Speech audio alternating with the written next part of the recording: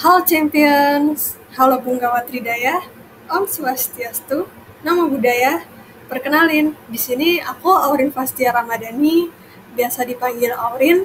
Aku bersama teman-temanku dari Visual Project Media Kreatif akan menjelaskan tentang sekolah desain. Nah, di sekolah desain ini kita akan membahas tentang tata cara memakai Figma dengan baik dan juga apa itu SOP, terutama SOP yang ada di Kabinet Tridaya 2024 ini.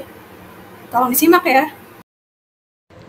Jadi yang pertama aku mau ngejelasin tentang standar operasional prosedur atau disingkat sebagai SOP.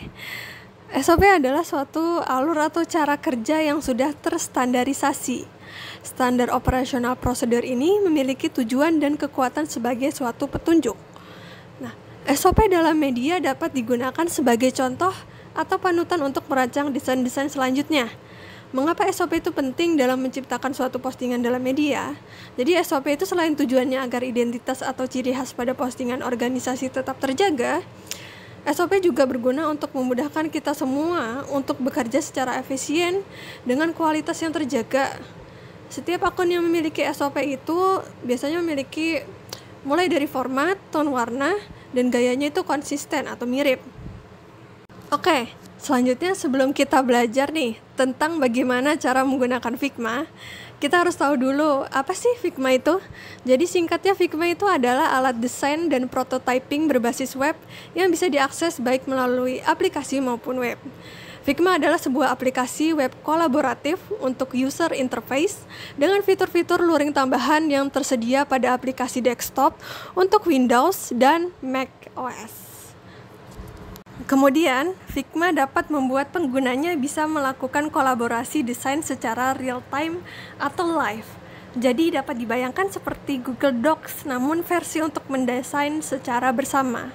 Mirip dengan Canva, namun bedanya Figma dirancang untuk desain UI atau UX dan prototyping yang kompleks. Sedangkan Canva lebih ditujukan untuk desain grafis umum, seperti pembuatan poster, presentasi, dan media sosial dengan antarmuka yang mudah digunakan dan berbagai template siap pakai. Fitur-fitur apa aja sih yang ada di Figma? Jadi fitur-fitur utama yang ada di Figma itu diantaranya yang pertama, desain UI atau UX, kedua prototyping, kemudian kolaborasi real time, terus komentar dan anotasi, terus ada penyimpanan berbasis cloud, ada juga integrasi dan plugin, kemudian desain responsif, terus komponen dan sistem desain, dan aksesibilitas lintas platform. Untuk penjelasan lebih lanjut, bisa di-pause ya teman-teman. Oke, di sini aku mungkin langsung aja buka Figma. Jadi kalian itu bisa edit Figma dari web maupun dari aplikasi. Tapi untuk edit Figma itu hanya dapat dilakukan menggunakan laptop saja. Untuk HP hanya bisa melihat saja, tapi kalian tidak bisa mengedit. Terus pastikan juga kalian udah sign up dan login dengan Figma sebelum mengedit suatu desain. Nah, ini merupakan home dari Figma. Untuk buat suatu project bisa klik tanda plus yang ada di atas sini, atau juga bisa pilih antara design file atau Fig Jamboard di sini. Nah, yang pertama aku mungkin bakal nyoba dulu Fig Jamboard.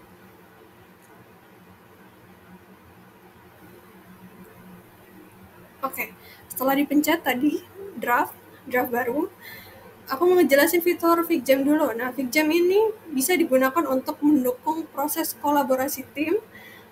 Ada fitur FigJam di sini, mungkin kalian bakal teringat dengan aplikasi notes dan kolaboratif lain, misal Miro. Namun lebih sederhana dibandingkan Miro. FigJam ini dapat digunakan untuk tim agar melakukan brainstorming saat melakukan suatu proyek. Bisa dilihat contohnya bisa membuat notes di sini berbentuk kotak, terus bisa juga ditambahin tulisan. Sebentar. Ditambah tulisan bisa.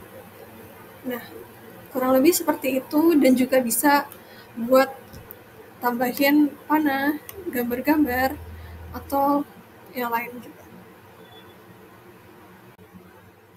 Oke, selanjutnya ada tentang tata cara membuat project desain di Figma. kita kembali lagi ke home dulu, terus klik tanda plus yang di atas atau bisa pilih desain file. Kemudian pencet browse.